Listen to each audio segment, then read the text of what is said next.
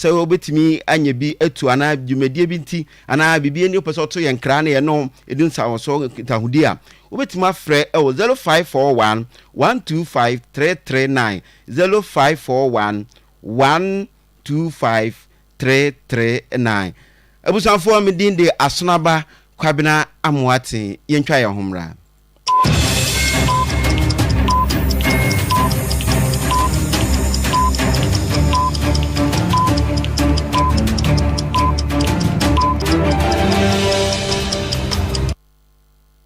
Yɛda mo ase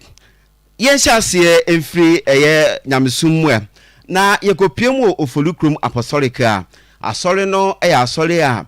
ɔman Ghana ha ɛba yɛ akyɛpa ayie na ɛwɔ mu a na asɔre mpanimfoɔ ɛyɛ sɛ asɔre ma no ɛdɔɔso no na obie wɔn ntaba mu ebiebie areas a ɔhɔ na dodoɔ no anso behyiahyia ɔno bɛboaboa betima aboa no nyamesom etimi akɔnkan na Ofolukrom apostolic so nyame yɛ adoma mpanimfoɔ agye tum sɛ area no ɔmo so eni ɔmo ho so na dwumadi ahodo bi odi a betima aboa ma asɔre no nyamesom pa akɔnkan ɛwɔ ɔman mu ne mpɔtam hɔ ano ɔnso ɔde wɔ ho na ɛno aka ho bi ama mfie dunia mpanimfoɔ de ma ɔmo no asɔre mpanimfoɔ anipa yɛntiri wafa kwan bebre so ɔbɛfa so na wadi saa dai na atima hye otumfoɔ Nyankopɔn animonyam na no ana asɔre no panimpa a ɔda asɔre no bɛka sɛ president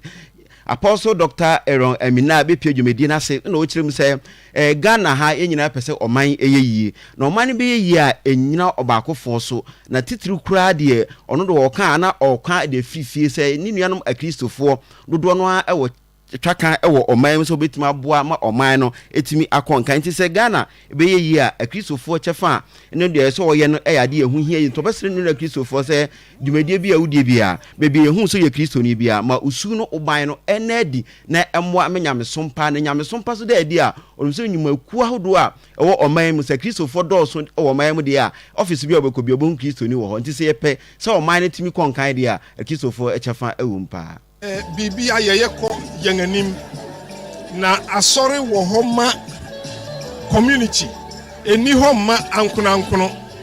enti yesre se yendwen community yendododo ye ho na wunya bia dwen wunua ho menye wunua bone erade boy se yenkyena as community not an individual enti enye wu ni wabusua nko a o oman no ye abusua baako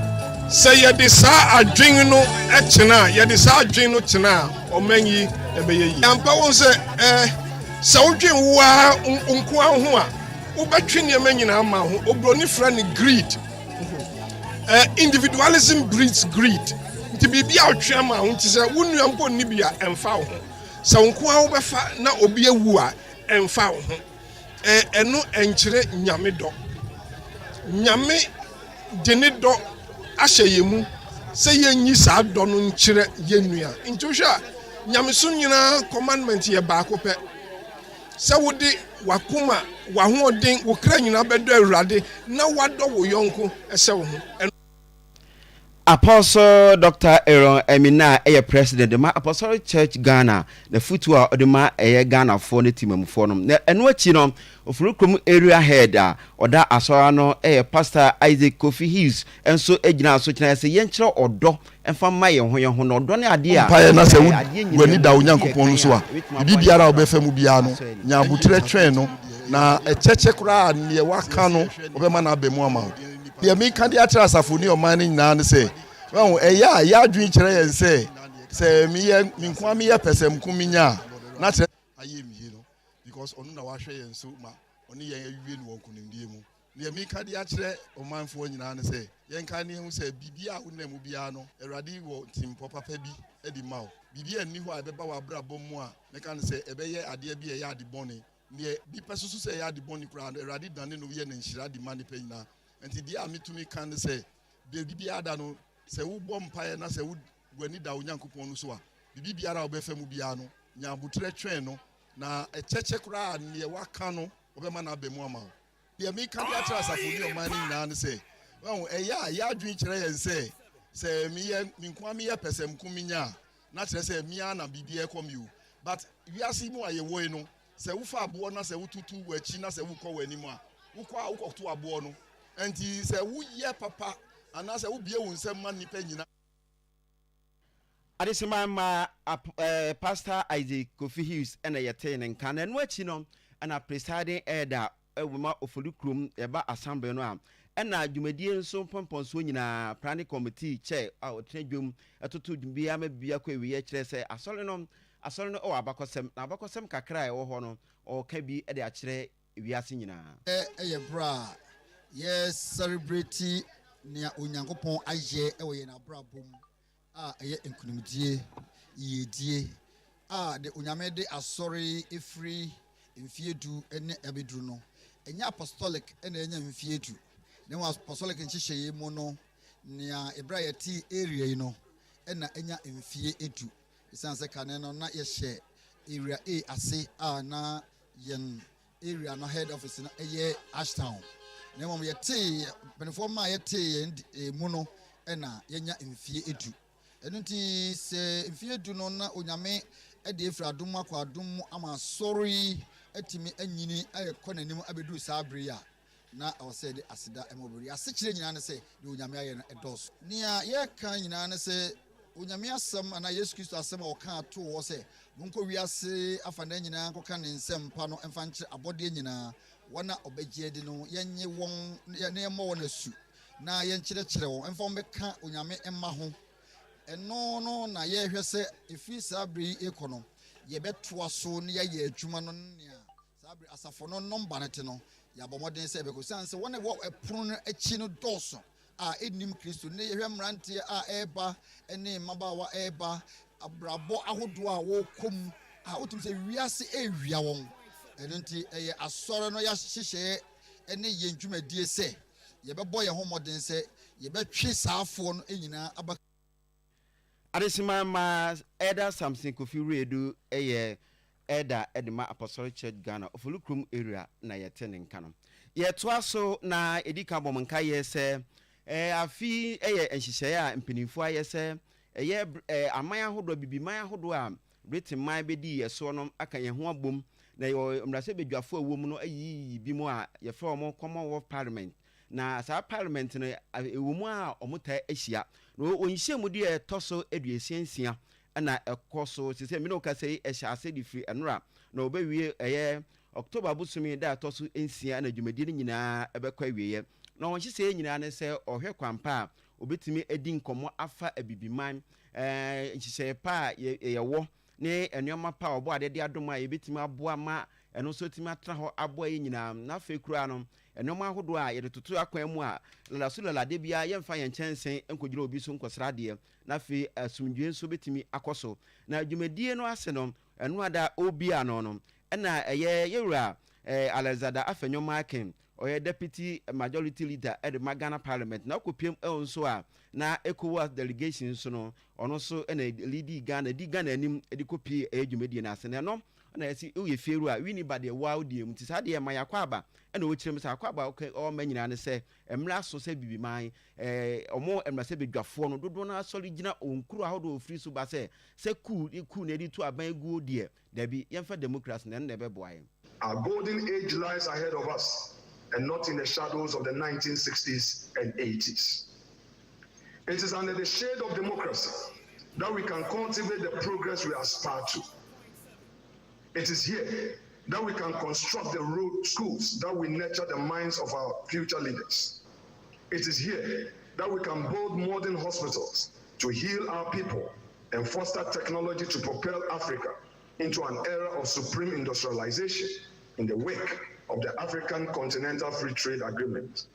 Together, we can construct robust and resilient economies that will position Africa as a formidable competitor on the global stage. As we gather here today, I cannot help but feel a profound kinship with the great son of Ghana, Kofi Annan of blessed memory, who once reminded us that though there is no one model of democracy, but it is essential that democracy should have the following features: human rights and freedoms, and these must be upheld universally. Taking inspiration from his wise words, we find ourselves with a renewed commitment to enhance our democratic systems, making them more responsive to the needs and aspirations of every citizen, regardless of where they find themselves on the broad spectrum of society. Indeed, no form of governance has ever been perfect, yet history has. Adesima ma yewura afenyo marking ena yetene kan na no achi ena kopiem Tunisia ma muso a omo speaker a ono so edi omanim akasa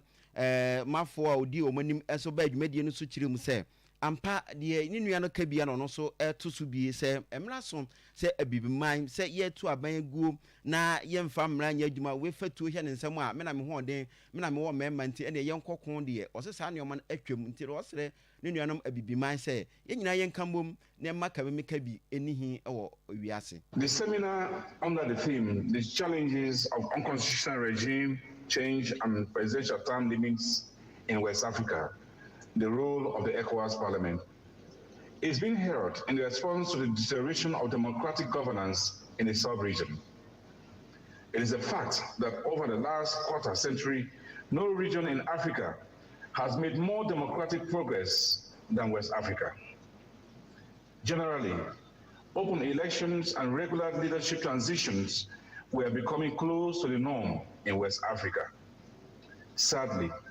we are seeing this trend reverse, and all the work done to firmly establish democracy in our region is disappearing right before our eyes.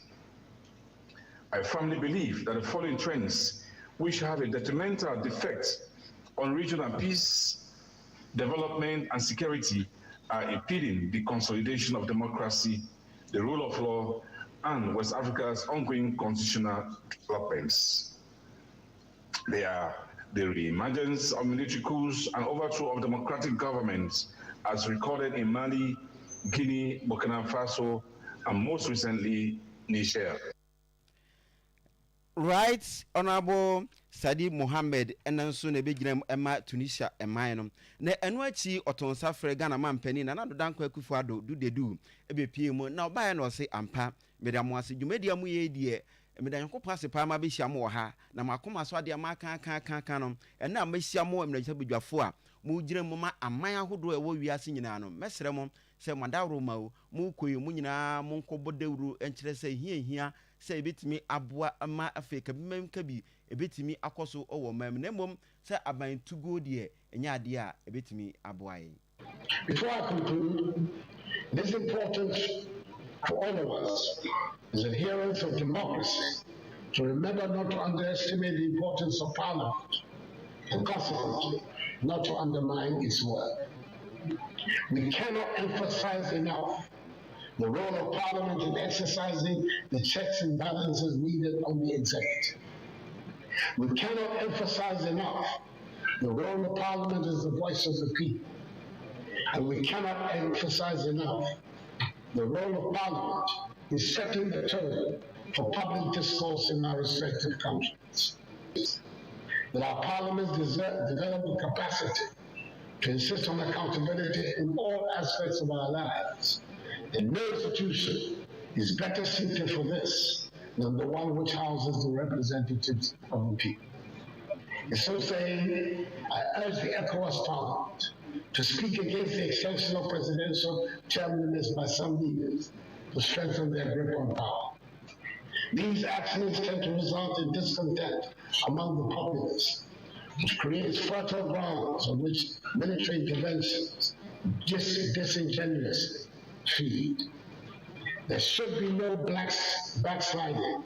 in support for democratic values anchored on the promotion of the rule of law and respect for human rights. And when the coups do happen, we must insist on the shortest period of the transition process, especially in the Sahel, where the military, having tasted power, appear reluctant to restore democratic rule. Out of duty towards our children and grandchildren, we must not give up when it comes to guaranteeing the democratic integrity of our respective countries. Where we should have governance systems based on the separation of powers, which are free from corruption and are respectful of the rule of law, individual liberties, human rights, the principles of democratic accountability, and social justice. Accordingly, Right Honorable Speaker and honorable members, ladies and gentlemen, I declare the high-level parliamentary assembly on the challenges relating to unconstitutional changes of government and presidential term limits in West Africa, the role of the ECOWAS Parliament, duly open. Desimama Ghana mampeni na nanda kwa Akufo-Addo ena yetene ka se ECOWAS nabe se na wotwe obabedi ewo oman Ghana ekoso owini ba no okubia no a ohyewu nkran se wonko wanim ewo kamam kabi yento aso na enurada anse nante na apomuden tretre dwumedie bi koso ne nyina nso na amanyosom so etato ne nyina ne se yeba eye oman Ghana yenim se MPP amanyoku no eboabo ho se onyambe ya omadom na omanya kandifo etimedi onim na afi 2024 abato so no so no se nipa kro etimi edi nkunim edi ama omo na eno aka ho bi odi ka to super delegate na afi na obekọ November 4 so wope na eno ana eye nipa ba ko a ono so ogirem dendenden ewura kanede akom Japan egirem se eno omo nanti na wie kopiem e wo Jubilee Park na so muntie mie dem se na mo se yetie wo no se nsem amede nam nyina ne se oman Ghana nyina enim se kamam kabi edi adwuma se na omanpenini afoforo eken nanso yabato ye ko na ansen koto aba no super delegate no no ma bi antwa yie atete na popo kakra koso no ye bo asum ye pa obi hwene so no obi ani efekire no ya ade ankoye kura na onim se ni nua alantramaten de ma ka ho bi a odigya party no nyina sa no ma koso na mpinifo hwe yie anya sa omunkunim di o hwe ni mu 2024 ndie ebe ye den ama omo me say me 1,000. I am daring them. They should repeat that mistake again, and they will see what will happen in the back. Yes, your budget party is wrong. Your vote is your power. Your vote is your power. One more young who said, one one year security, security in your mania. And we are given the same. And we are given the same. Or back to November 4. Make us some Omutiwa Omutia Lanatam Eya Kakabinsen Nazo and painful no much of a party, and you say, Allah, no free party, assembly. Era Kennedy akom apreko na ekase na o se Allah wo free party no assembly na eno achi na o chem se 2016 abato no oba asantemantam bebo a temahuntumi na ma MPP amanyoku no nya abapa na 2020 na bibinti wentimi ama na onam ono so mpeso aso no yenhwe sa asantemantam mu abato mu nya no so te magana nyina no e kan mo ma afedi mi no ba kwa na wo no ochemu ni nyina kire se temahuntumi na no yabo so yabo ochema na yabo wo mo no temahuntumi enya obia no no sekani ne Japan kra mo a ga no temahuntumi one hwan asantifo se womu ade de womu mpe Alan eye busuofo Samuya mistake. I am telling you, Alan is going to pull surprises. Alan is going to pull surprises. Now, say, whether you like it or not, someone tuaba ama kene Japona, the traditional Ashantis, all of them will vote for Alan. All of them will vote for Alan. Those who are insulting Alan, those who think Alan is not relevant. If Alan is not relevant in Ashanti region, if Alan is not relevant in MPP, Alan is relevant in Ghana here. Omutiwati Kumase, ADD Alan Atam, our womb to me station. Womb to me is just a small boy. We're a small boy. Womb to me is just a small boy. Chaboy, I will hope. Womb to me and 4 Northern Regional Chairman, Volta Regional Chairman, have turned National Council into hooliganism group. Woko National Council, the highest body of MPP. Now got 2 wounds to me, and the Burafut and time on Wakasa. Now I will hope. I dare him. I'm going to dare him. Let him try November 4th. I'll give them showdown.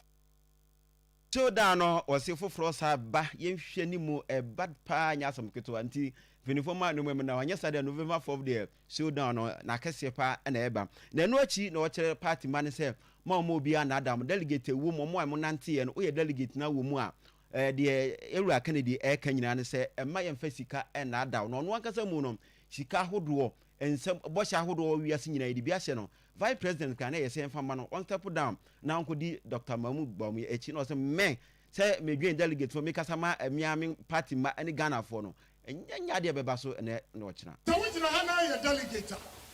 obiara de sika brɛ wɔ agye na mmom kɔtoma kɛnɛ Japan ɛti sɛ kɛnɛ Japan na akoama mamo ma sika nyima ne mu ɛti sɛ sika ɛna di mo nyimo a ɛnka me nso menka nkyerɛ mo I've been offered big offers including money to step down for Bawumia ɛna mo ho donti me se me nya da ɛna mo Ghana ho donti me nya da ɛti sɛ wote ha wo power deɛ obi a bɛtɔ deɛ ne ka kyerɛ wo sɛ adeɛ wɔ na mpayi ma me wo storekeeper wo te wa kyinkyina wo se me ya na that is what the problem is. Storekeeper not to home.